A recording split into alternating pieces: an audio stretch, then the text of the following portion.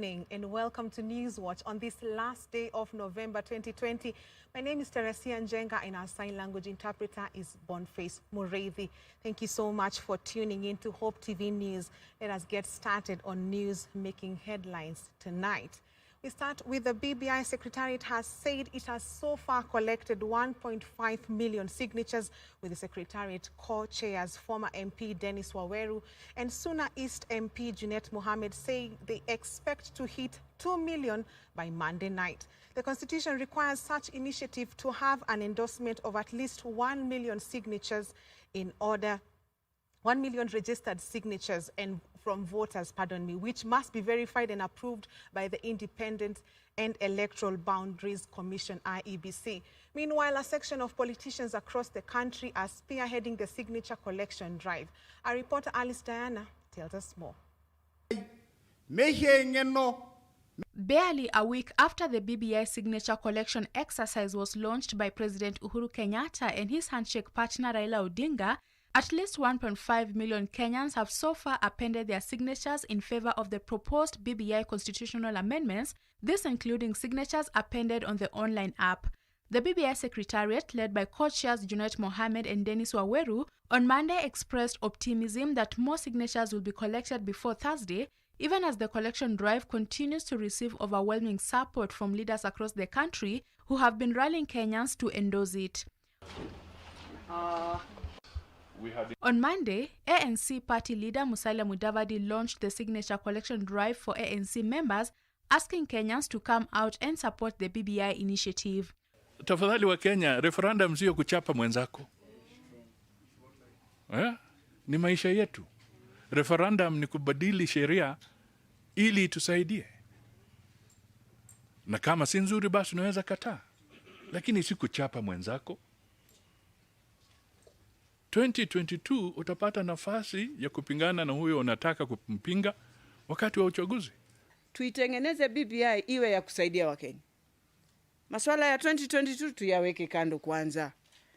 Kwa sababu tunajua 2022 hivyo ametuambia leader akifika yule anataka kusimama rais.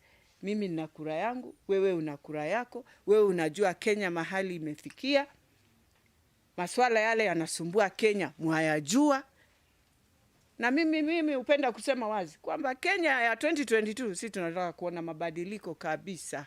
Mudavadi, who was flanked by legislators allied to the party, said the party opted to support BBI after their proposed amendments were taken into consideration in the final document, with the party targeting to collect 2 million signatures. Kuna wengine wamekasirika. Tulikuwa tunangoja Musalia aende no.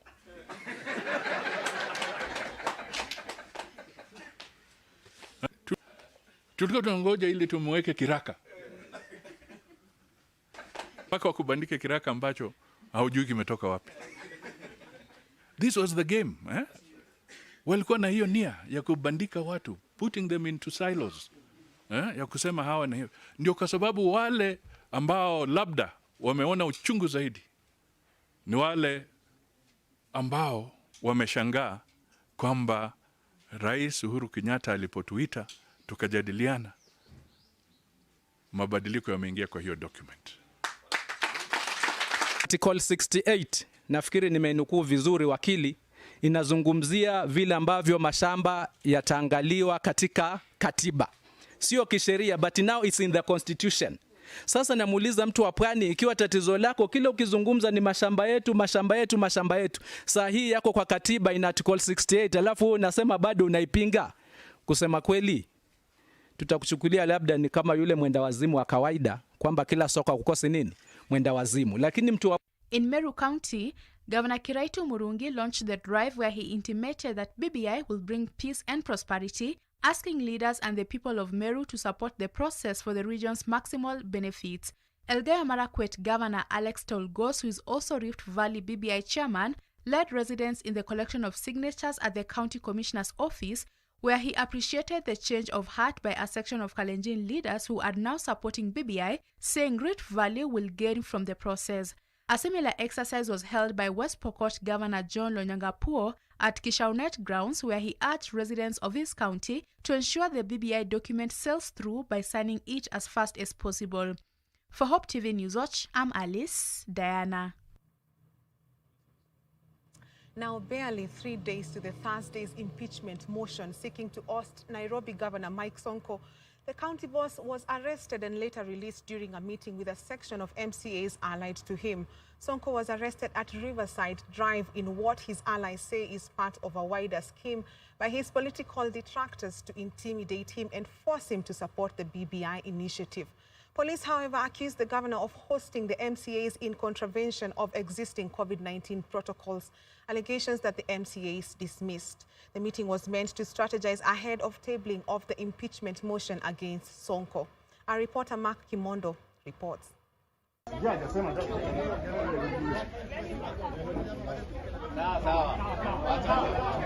The embattled governor of Nairobi, Mike Sonko, who is at the meantime facing impeachment by Nairobi County Assembly, was on Monday briefly arrested as police officers lobbed tear gas canisters to end a meeting that involved the governor and some members of Nairobi County Assembly at Office Park on Riverside Drive in Nairobi. Reports indicate that the meeting had already begun when police officers started shooting in the air, allegedly to disperse the meeting whose agenda was unclear. Wametuma mpaka askari hapa saa hii. Kama wako na numbers, kwa nini wanatuma askari wakuja wavuruge MCS? Sisi tulichaguliwa na watu. Kama wako na watu, waendelee na process impeachment. Lakini saa hii watatisha watu wa Nairobi. We will not allow them to use police officers to intimidate us. Na kama wanataka kutuua, we are ready. Lakini tutapigania devolution mpaka dakika ya mwisho. Secondly, I'm saying, sisi tumeamua kuanzia sasa MCS au umeona hapa zaidi ya 90. Kuanzia saa hii tutakuwa tunaleta negotiation. Kama NMS na county wasikizani tunaleta.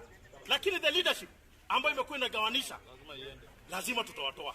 This unfolds 4 days after the Nairobi County Assembly, led by Minority Leader Michael Ogada, initiated a fresh bid to impeach Sonko on grounds of gross violation of the law, committing a crime under the national and international laws, and lacking the capability to run the county. The governor of the county of Nairobi City County has failed, refused, or neglected to exercise the powers and responsibilities bestowed upon the office of the governor in a manner that promotes trust in the office he occupies, in keeping with the high standards of professional ethics. The motion to impeach the Nairobi boss was supported by 86 of 122 MCAs who appended their signatures to remove the governor. Governor of the Nairobi City County has violated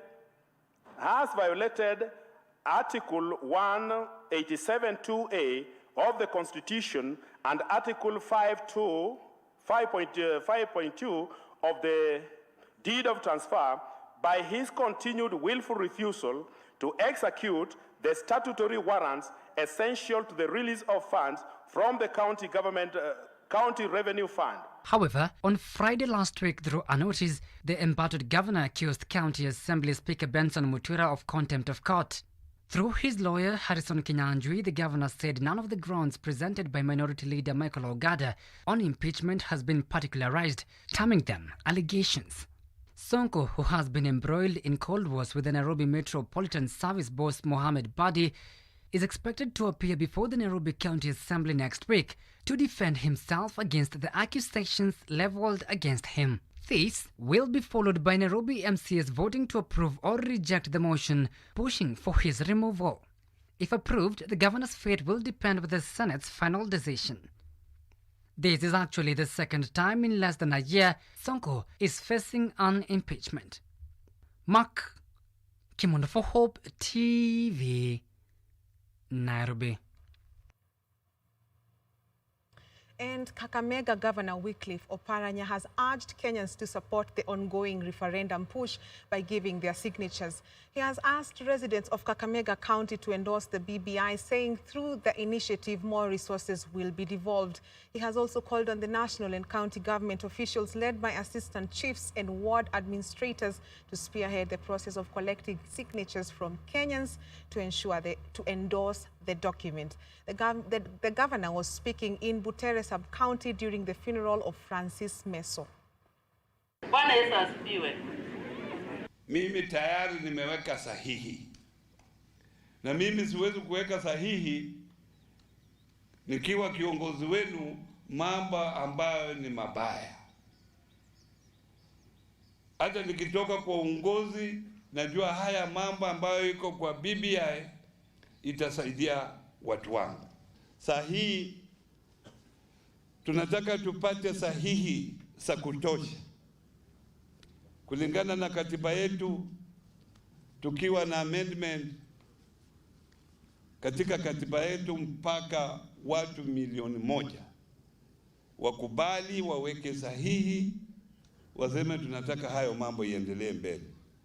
Kwa hivyo watu wa sahihi watakuja kutafuta hiyo sahihi kutoka kwenu, aswa kupitia kwa watawala, machiefs na assistant chiefs, ward administrator na sub county administrator, because tumechiketi na Uhuru Kenyatta nukaamua zile serikali ya county na serikali za national government, kwa haya mambo tufanyie pamoja, na hiyo ndio itakuwa hivyo mpaka mwisho, tuone Wakenya wanapiga kura vile inatakikana.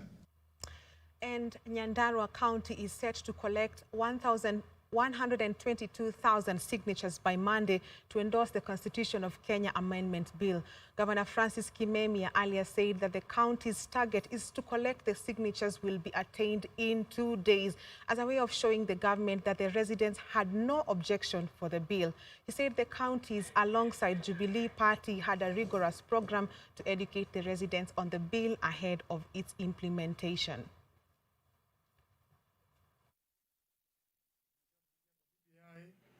Tutapata umoja wa watu wetu, umoja wa nchi yetu, tutaweza kuimarisha amani na hata kuimarisha usalama kupitia kwa marekebisho hiyo ambayo inakuja. We are part and parcel of this country for our voice to be heard and for us to do what is right for purposes of posterity, and when history will be written, tutakumbukwa ya kwamba sisi tulikuwa miongoni wa wale ambao waliunga mkono jambo ambalo linaenda kutendeka katika taifa letu la Kenya. BBI tutapitisha. We will walk around day and night. Tutawaomba kwa sababu hatuwezi kuwarasimisha. Tunawaomba tafadhali wekeni sahihi hapa. Lakini baada ya hiyo tutaenda kwa rais pia tumuombe akuje hakikishe kama governor wa Nyandarua na Babili, hakikishe the tarmacking, the water, the projects ambazo tumeagiziwa sinafanyika hapa Nyandarua. Hii target yetu ya 122,000 lazima tuikamilishe kesho jioni. Kesho jioni lazima tukamilishe hiyo target, maana by Tuesday hii vitabu zinatakikana Nairobi. Kwa hivyo ni kuwauliza kwa heshima mshikiliane na sisi, ward administrators, machifu wetu, administrators wetu, madisi, kila watu wetu, MP yuko hapa, MCAs wako hapa, zote tutakuja mashinani tuandikishe watu wetu, tuonyeshe kwamba serikali, tuonyeshe rais ya kwamba tuko pamoja na yeye katika hii safari ya BBI. Turning to COVID-19 numbers today, the Ministry of Health announced that 302 people tested positive from a sample size of 3,038 tested in the last 24 hours, bringing to 83,618 the total number of confirmed infections in the country. 369 patients have recovered from the disease, 287 from the home-based care program, while 82 have been discharged from various hospitals. Total recoveries now stand at 55,344.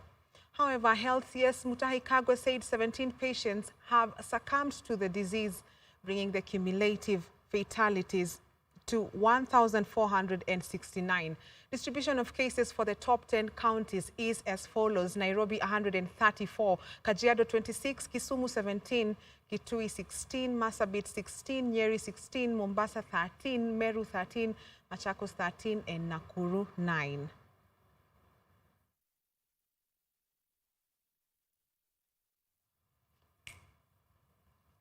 And keeping with the BBI, ODM leader Raila Odinga says there is no room for fresh views on the BBI document since the exercise to collect signatures already kicked off.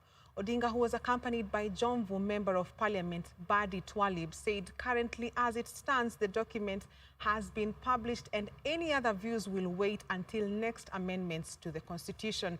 Odinga said those of different opinions on the BBI have a democratic right to do so, maintaining that he and the President will continue going round educating Kenyans about the report.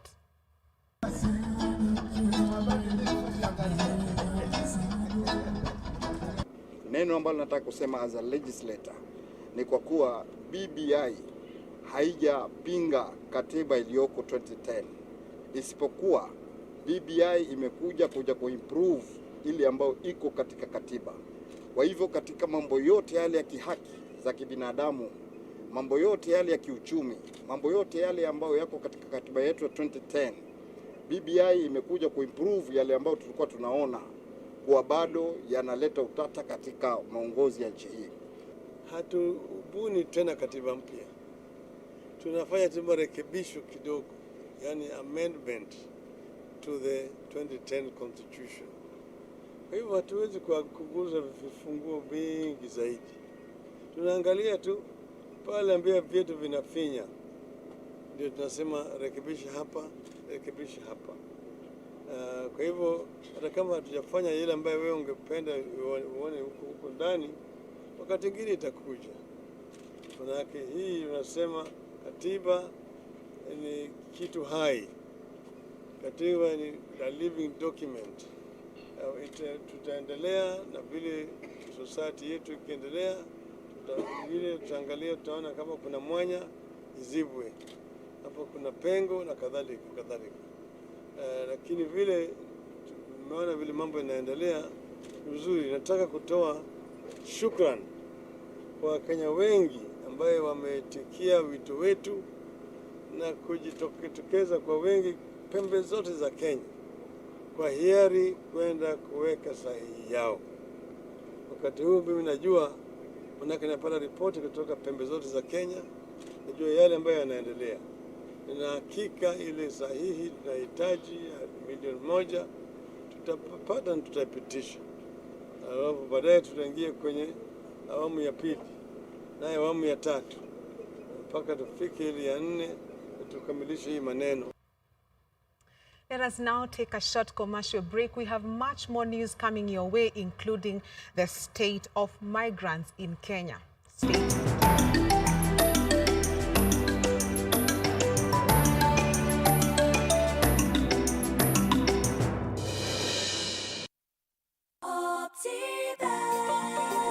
Welcome to Rafiki Gardens along Kangundo Road by Optiven. This is an ideal and affordable piece of investment that is strategically placed within the Nairobi metropolis. Rafiki Gardens is close to key social amenities like schools, banks, and shopping malls. This project comes with ready title deeds, Maram roads, and a marking fence round the property. Get a plot at only 695,000 Kenya shillings cash price. You can also pay a 50% deposit and pay the rest in 6 months installments. Call us today on 0702 8310 83 or visit www.optiven.co.ke.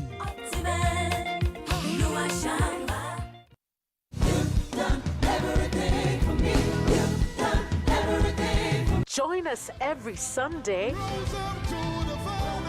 for unlimited,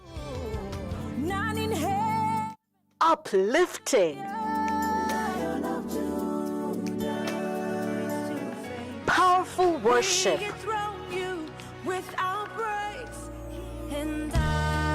only on Extended Worship.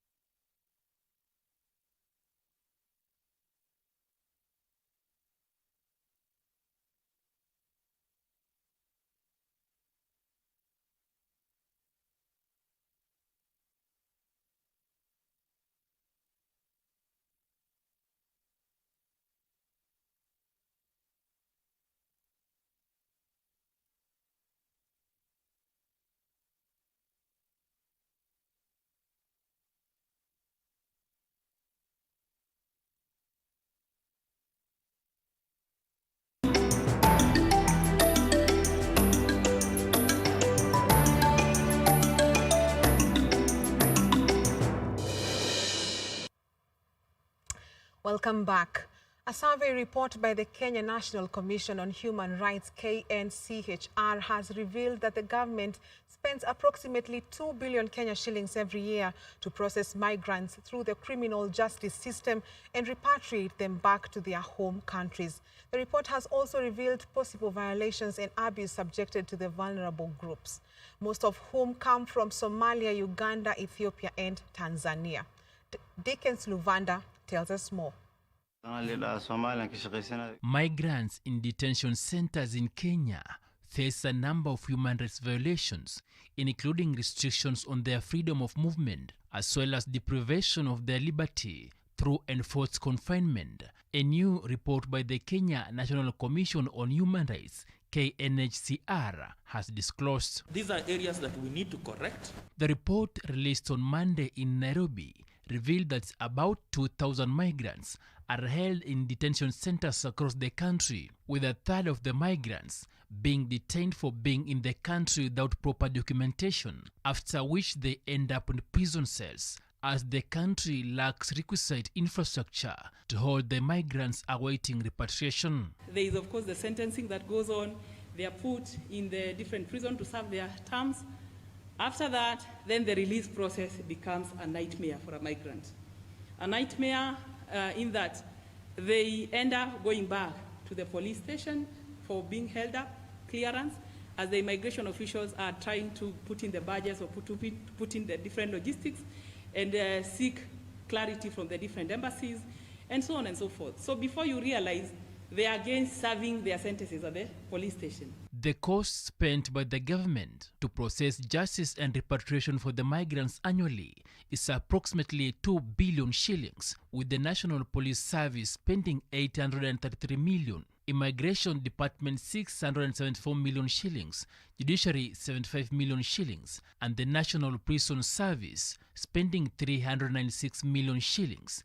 This excluding processing costs for migrants who qualify for refugee status or asylum considerations. So from the cost analysis, this means about 593, that is trillion or what, is a budgeted cost right for savings. So in other words, what we are saying is, these amounts, whatever cost that goes into addressing aspects of migrants in detention places, can be a cost that can be saved to address different aspects. This is not just about pointing fingers, but it is more about joining or jointly coming up with a better way of doing things. The report, done in 31 out of the 47 counties, also revealed that a third of the migrants commit migration-related offenses, such as overstayed visas, lack of work permits, and lack of proper travel documentations, some being lured into coming to Kenya for work by unknown people, only to be set up to the authorities. The person who ends up in police custody so that we charge that person. It's just a victim. The person whom we should have gone for is this person bringing these people. The report has recommended that the Kenyan government should prioritize alternatives to detentions, such as review and standardization of communication channels and accountability mechanisms for the judiciary, the Kenya Prison Service, Department of Immigration, and the National Police Service regarding handling of immigrants. And get out ways in which maybe we can come up with legislation that would improve on the rights of these individuals, especially the immigrants that find themselves brought over by, let's say, brokers or traffickers, majorly. For the traffickers, I believe that we would still remain strict to them. Dickens Luvanda, Hope TV Newswatch. A section of Baringo members of County Assembly have hinted on supporting the BBI Building Bridges Initiative report. According to them, they will only sign the document if Deputy President William Ruto's concerns are met, and are seemingly in no hurry to sign the documents until it happens. Nataka niombe Wakenya, wakati tunapoendelea pengine kuweka sahihi, sisi hatuna haraka na sahihi. Sisi tunataka tupitishe BBI ambayo tumesoma wote, imeweka ile maneno Ruto amesema yote ndani. Acha yetu sio kuweka wale wengine kimbilia, weka sahihi, lakini tutakuja kuongoza, kueleza wananchi tutapigia BBI. kura tutapitisha kwa njia hii. Mambo ya sahihi ya boy hapa hakuna, hiyo sio itinisho ya kusema tumekubali.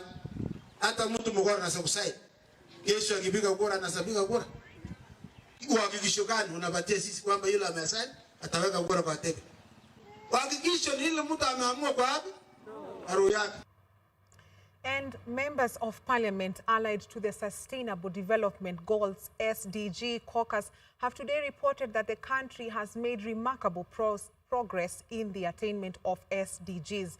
The members of parliament, who also represent a section of MPs who champion for the needs of disabilities, have, however, drawn light to the fact that little progress has been made to incorporate Kenyans living with disability. Grace Wangoi has more details. The country became a signatory of the UN General Assembly 2030 Agenda for Sustainable Development in September 2015, a move that saw it sign in to ensure an end to poverty, hunger, and ensure healthy lives for all. The agenda also included inclusivity of quality education and achievement of gender equality. It will further ensure the country will achieve availability and sustainable water management and improvement of infrastructure, among others. The COVID-19 pandemic from the onset, however, threatened the achievement of these goals. According to Denita, a member of parliament for persons living with disability, before celebrating progress made in achieving sustainable development goals in the country, said more should be done in onboarding persons living with disability. If SDGs are actually talking about leaving no one behind, there is no way we are going to progress as a nation when we are leaving persons with disabilities behind. And that is, it is normal that in every arrangement or every programs that sometimes is organized, you realize that persons with disabilities, or what we are calling the special interest groups, are usually left behind. And this is what I've been articulating inside here, to try and ensure that we are carrying everyone on board. The achievement and the attainment and the actualization of the sustainable development goals in this country cannot happen when persons with disabilities are not on board. The caucus, who also involved the Finance Committee, are now saying sidelining persons living with disability means they are cut off from accessing financial gains that the SDGs present. Through the Ministry of Planning, Finance and Planning, that is huge, because that is where money lies. And you know, money usually, even money that goes to counties, follow functions. So what we are noticing is that this awareness creation around SDGs must also move to counties. So I want to call upon even the counties that we have in this country to spearhead these forums that we are calling the SDGs. Meanwhile, the Member of Parliament has also expressed her support for the Building Bridges initiative, which she says has made a point of addressing the needs of persons with disability. So where we sit now, as you see, in BBI, persons with disabilities have been guaranteed at least 6 slots. We have 4 in the National Assembly, and we are getting 2 in the Senate as we speak. So for us, that is a huge achievement. Initially, we had only 2 members of parliament with disabilities in the National Assembly.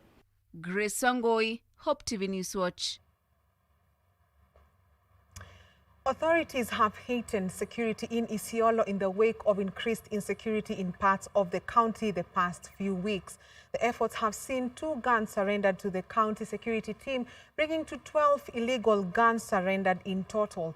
A further 15 suspects have been apprehended and are being interrogated in relation to the incident that led to police attack over 2 weeks ago. The attack saw 12 officers sustain gunshot wounds, with one of them succumbing to the injuries while undergoing treatment at a Nairobi-based hospital. The authorities have assured residents that they will not rest until all the bandits are put behind bars. Isiolo County Commissioner Herman Shambi and County Police Commissioner Joseph Kigen, who received the weapons, called on residents of Ngaremara to continue cooperating with police officers in surrendering illegal firearms, which would have a ripple effect in improving the security in the area. Leo tumeweza kusarenda bunduki 2 na tutaendelea kushirikiana. Ile tunaomba serikali mahali ambapo tumesimama sasa, tunaomba kwamba serikali the national government waweze katika hii goodwill ambayo tuko nayo pamoja na wao, tunaomba kwamba tuweze, kuna mifugo ambazo ziko Ndomoru na zimekuwa kwa karibu muda wa wiki 3 sasa, na tungeomba mifugo hao waweze kuwa released, irudishiwe wenyewe, na pia operation kama inaweza sitishwa kwa sababu sasa there is goodwill na tunafanya kazi pamoja. Na nawaomba pia waendelee kurudisha zingine ili turudishe amani katika sehemu hii. Bunduki sio suluhisho ya matatizo, ni kuongeza shida juu ya shida. Naomba wazee wote wa jamii hiyo na majirani wote, kama kuna silaha zingine ambazo siko mikononi ya maramia ama mikononi mwa watu ambao sio halali, wasirikeshe kwa serikali. Hawa majangili bado wamejificha. Juzi tumewafuata mahali wako na hata wakatupiga tena. Kwa hivyo hata kama tunasema wananchi warudi na watoto na kina mama kwa utulivu, hatutawasumbua. Majangili wasirudi. Majangili mahali wako kama ni kurudi wajisalimishe, kwa sababu wakirudi tu tutajua kwa njia yetu na tutakuja. And Kilifi Governor Amason Kingi has asked political leaders in the county to openly declare their stance on the BBI process by openly appending their signatures to the referendum bill. Kingi, who was launching the collection of signatures at his office on Monday, said it was important for those who support the process to do so openly, adding that those who do not support the initiative will not be coerced. The governor has indicated that more than 35,000 registered voters had already appended their signatures to the Constitutional Amendment Bill 2020 in the county and hoped the exercise will be complete by close of business on Tuesday. Sisi tunaangalia Kilifi. Kwa hivyo hizi siku mbili ambazo zimebaki, leo na kesho, we want to do the final mega drive. Manake wananchi wengine hawajafikiwa, wako tayari kutia sahihi kuunga mkono mageuzi haya, lakini hawajafikiwa na pengine hawana ufahamu. Kwa hivyo kupitia kwenyu waheshimiwa, bila shaka ndani ya hizi siku mbili ambazo zimebaki leo na kesho, tunaweza kusukuma ile idadi ikaenda juu na ikaenda juu zaidi. Wala hakuna mtu atalazimishwa. Jambo ambalo msifanye ni kwenda lazimisha mtu atie sahihi. Sahihi hizi tunazichukua kwa hiari ya mtu. Na tunajua watu wengi wako tayari kutia sahihi, ni vile tu pengine vitabu havijafikia ama ujumbe haujafika. Na hilo ndilo litakuwa jukumu letu kama viongozi, kuona kwamba kila mwanakilifi amepata fursa. Yule ambaye anataka kutia sahihi, usimnyime fursa ile, atie kidole, na vitabu hivi tuvipate kesho jioni, ili Jumatano ikifika vitabu hivi viko Nairobi. But you see, as leaders we need to lead from the front. Wewe sema wananchi wajitokeze kwa wingi wasaini, na wewe mwenyewe hujasaini chochote. Kwa hivyo leo we want to show Cliffians that as leaders we are also in total support of this BBI process. And that's why hatutajificha kutia sahihi kama viongozi. Tutatia sahihi sote hapa mchana wazi mbele ya makamera. And across borders, Ethiopia's Prime Minister Abiy Ahmed, addressing Parliament today, said that federal troops had not killed a single civilian in their nearly month-long offensive against rebellious local forces in the northern Tigray region. Abiy also said that his army will not destroy Mekelle, the capital of Tigray, after capturing it at the weekend. There was no immediate response from the Tigray People Liberation Front, TPLF, which had accused the government of targeting civilians in airstrikes and ground fighting. Claims from both sides are difficult to verify since phone and internet links to Tigray have been largely down and access has been tightly controlled since the war began on November 4th.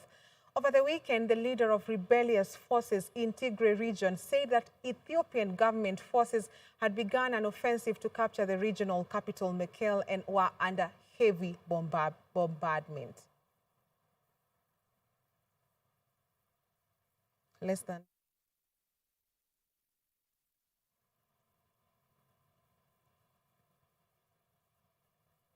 We take another short commercial break. Business and sports news is coming up shortly.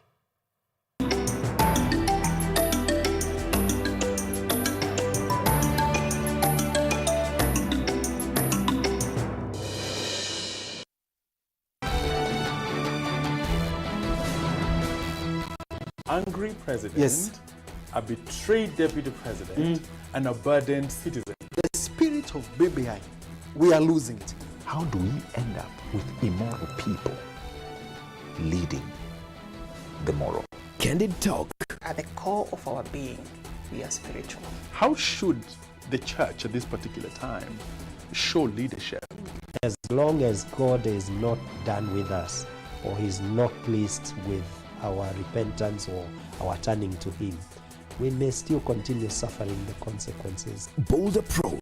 Whatever you bind on earth is bound in heaven. Whatever you loose on earth is loose. Become a son. Your life and your well-being is completely dependent on God and His power. Spotlight.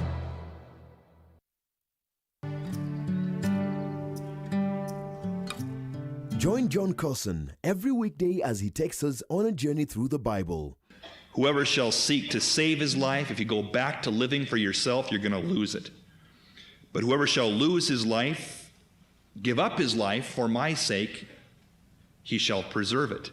Enjoy interesting, knowledge-packed, yet simple teachings through his humor and in-depth understanding of God's Word.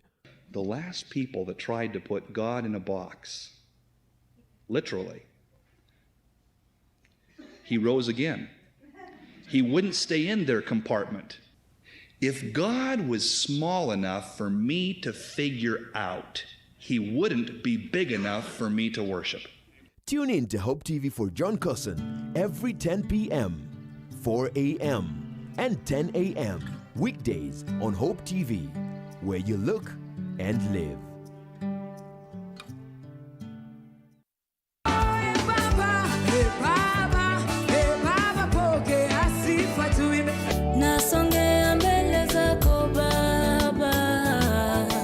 Tunakuletea burudani safi kutoka wanamuziki wa nyimbo za sifa na ibada, mahojiano ya moja kwa moja na mafunzo ya hali ya juu. Dhamira ya mtu ikifa anaweza fanya anything because kile kinanitofautisha na mbuzi ni dhamira. There was this time niliambia Mungu, mimi samahani Mungu, lakini naona umenifanya mimi kuwa daraja.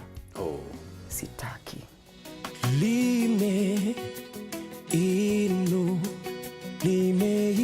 Ni mahali pa uchipuzi na ulezi wa vipaji. Mwimbaji anaweza itisha akitaka, lakini unajua hiyo ni sauti hajanunua. Hujanunua, hiyo ni umebarikiwa nayo. So hiyo unaweza mupeane aidha bure ama, lakini hii pande nyingine sisi tupe invest, ni investment. Tunabeba mwili, lakini mimi sikujua hii ni maagano nafanya. Ungana naye Mwalimu Shaban Brima kila Ijumaa saa 2 jioni na marudio kila Jumamosi saa 10 jioni. Machozi ya furaha nishangaze Baba, ushuhuda wangu watambua wewe ni Mungu.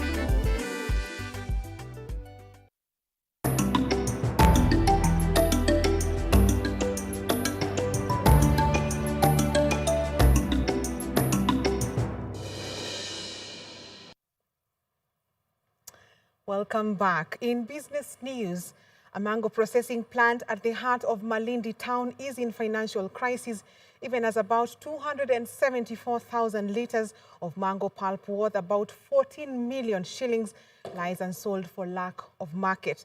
The ready-for-sale mango pulp, stored in 1,000 drums, has been lying at the yard of the Malindi Fresh Juice Processors Factory that is owned by the Malindi Farmers Cooperative Society since March 2019, after the factory's traditional markets were taken over by competitors. Patroba Ojuang reports. As a result of the turmoil, farmers who are members of the cooperative society have been forced to either sell their produce at throwaway prices or divert the same to a rival factory, as their own society contends with a 0 shilling bank account. Vile ambavyo tulikuwa tunaendesha kiwanda hiki jadi, mbinu zile kwa sasa haziwezi fua dafu, manake mazingira yamebadilika. Shida kubwa ambayo tumepatiwa hapa na hata tulipokuwa Kilifi ni soko. Aggressive marketing is required for this plant to work. Because this product is market oriented. Society chairman Emmanuel Baha says the cooperative society, which was established in 1957, decided to start processing its produce 13 years ago following invasion of the mango trees by the fruit fly that led to buyers refusing to buy mangoes from Malindi. Na kwa muda mrefu tangu embe lile lilipokuwa halitakikani, mkulima wa sehemu hii ya Malindi alikuwa akipata hasara sana. Embe lake lilikuwa linauzwa katika soko la Kenya, lakini kwa vile ni lingi sana lilikuwa bado linaharibika. Soko la Kenya lilikuwa haliwezi kula embe lile lote likamalizika. Mwaka wa 2012 shirika lile la MESP, Micro Enterprise Support Program, lilijitolea kuja kusaidia wakulima wa Malindi. Meanwhile, the Micro Enterprise Support Program Trust MESPT, which helped in the establishment of the factory in 2011, was expecting the factory to break even in order to stand on its own following 9 years of technical and financial support made possible by the Danish government. I call on other partners to come on board and partner with Malindi Farmers Cooperative Society for the advancement of these high potential projects. As is expected of me today, I hereby officially hand over Malindi Natural Juice Processors Limited to its rightful owners, the farmers. Kuna lingine ambalo lazima tunapoangalia soko pia na tulisukume pamoja. ISO certification. Kwa wanunuzi wengi ambao wataka kununua bidhaa yenu ama bidhaa yenu itapata soko zaidi if you are ISO certified. Na hapo ndipo serikali ya county tutatembea nanyi. Patrobo Juang, Hope TV Newswatch. Blaze by Safaricom on Monday kicked off a two-day career and skills fair among youth aged between 18 and 26 years. The first-of-a-kind digital career fair aims at engaging, educating and empowering young Kenyans across the country by training them on career development, entrepreneurial skills, personal development and networking skills. Attendees will get an opportunity to engage and learn from various professionals and Safaricom employees. As part of Safaricom's Twende Tukiuke campaign, the career fair seeks to challenge the youth to go beyond what is thought possible and achieve their dreams. We are going to discuss digital and future skills that are required by our youth to ensure that they become better in terms of employability and entrepreneurship. This year, we are targeting 1 million youth, and we'll be discussing what skills do you need, what skills do you need to develop, upskill, or reskill to ensure that you remain relevant in this most competitive labor market. We are partnering with Blaze to bring you the first virtual career fair, which will bring together over 1 million youth globally to discuss and appreciate the digital and future skills that are required to remain competitive globally, even as we continue developing our skills and capabilities. As part of our journey of going beyond, we are challenging our youth to build more skills, to build more capabilities, to enable them go beyond skill-wise. The world's most traveled man, Fred Finn, has endorsed Kenya as ready for tourism businesses amidst the challenges posed by the COVID-19 pandemic. Finn said that although there was restricted movement globally due to the ongoing COVID-19 pandemic, he was glad to have traveled to Kenya and commended the protocols undertaken to prevent visitors from contracting the virus. Out of all the countries that Fred has visited, Kenya is his favorite destination, having made over 600 trips into the country so far.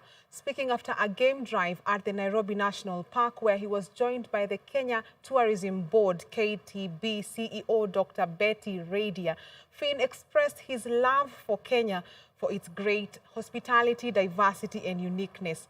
On her part, Dr. Radia said Fred's endorsement of the destination is particularly important because he has experienced the destination multiple times. You can't beat it. You can't beat it. Yeah. Wherever the scenery and wherever you want for a photo shoot, you can't beat this, you know. And I like Kenya the best of anything. Now, ladies and gentlemen, I'm not just saying this because you're all here, okay?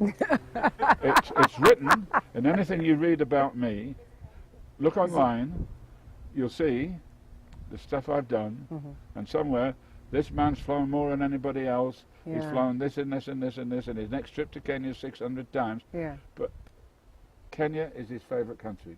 Tours I brought here, they've loved it. Everybody has gone home and written to me and said, you said enough about it, but visually seeing it and feeling your passion, we're going back. That's all I want to hear. Yeah. I had to postpone 6 couples this year because of Corona. And I've said now, you're better off coming here doing the coronavirus. You're safer here than in England. Yeah. And you'll have more freedom. And sometimes to leave, turn over. Now, national carrier Kenya Airways KQ has resumed direct flights to the United States effective Sunday, ending a near 11-month hiatus. The carrier has suspended its passenger flights to the John F. Kennedy Airport in New York City on March 27th, keeping only cargo and special repatriations flights following the COVID-19 emergence. KQ Chief Executive Officer Alan Kilavuka says the return of the flights will serve to boost the carrier's efforts to rebuild its global network following the return of international flights on August 1st, with the easing of restrictions for both transit and inbound passengers in Kenya. The resumption of the flight is, however, expected to return with very little fanfare, as KQ's management warns of another 12 months of turbulence as the overall demand for passengers' traffic remain low.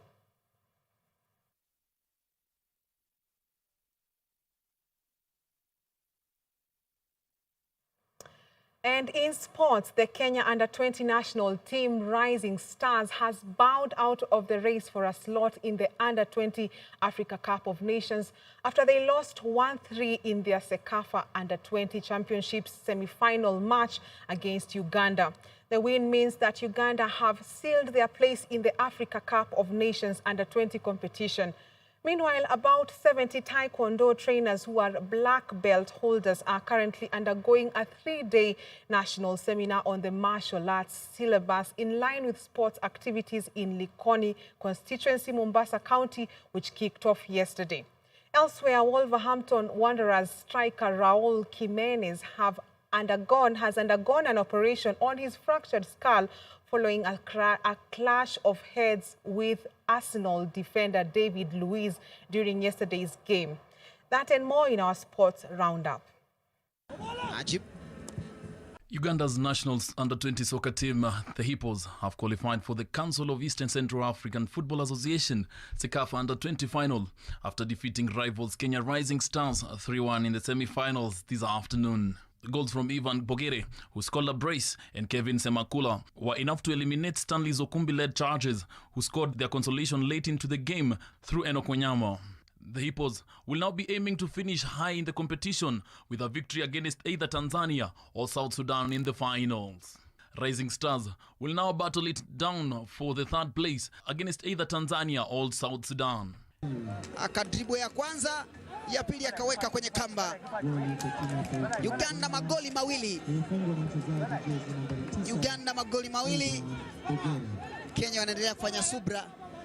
Meanwhile, about 70 taekwondo trainers who are black belt holders are currently undergoing a 3-day training national seminar on the martial arts syllabus in line with the sports activities in Likoni constituency, Mombasa County. The 3-day training event has been sponsored by a Korean academy and has drawn participants from 7 counties, namely Machakos, Kajiado, Kilifi, Lamu, Nairobi, Kiambu, and Mombasa. Matthew Mwangi, a trainer from Nairobi, has said that the martial art teachers are being trained on grading courses and basics in Taekwondo course, which will help in developing the martial art game. Ni jambo mojawapo yenye inafanya mchezo huu ukuzwe. Manake kama hakungekuwa haswa na ile ukuzi development hatungekuwa hapa. So kuwa hapa kwetu kuna maana makuu sana. Manake kila jambo after every other time tunafanya huu mchezo, tunakuwa na seminar kama hizi. The other time walikuja Nairobi, pia wakalana ujuzi zaidi na pia tukalani kutoka kwao. Sasa tena wametualika hapa tuendelee na kukuza ule kwa kuelimisha walimu wa taekwondo. And finally, Wolverhampton Wanderers striker Raul Jimenez has today had surgery on a fractured skull suffered in a clash of heads during his side's Premier League win at Arsenal. Sunday's match at the Emirates was in its early stages when Jimenez and Ghana's defender David Luiz accidentally collided at an Arsenal's corner. The game was stopped for around 10 minutes to allow 29-year-old Jimenez to receive treatment before he was carried off the pitch on a stretcher. Meanwhile, Brazilian centre-back 33-year-old Luiz played on with a bandage wrapped around his head before being substituted at half-time. Jimenez scored 17 goals as Wolverhampton finished 7th in the Premier League last season. That's your sport. I'm Joseph Bainki. We have come to the end of Newswatch tonight. Thank you for watching. My name is Teresia Njenga, and our sign language interpreter is Boniface Mureithi. Have a good night, and God bless you.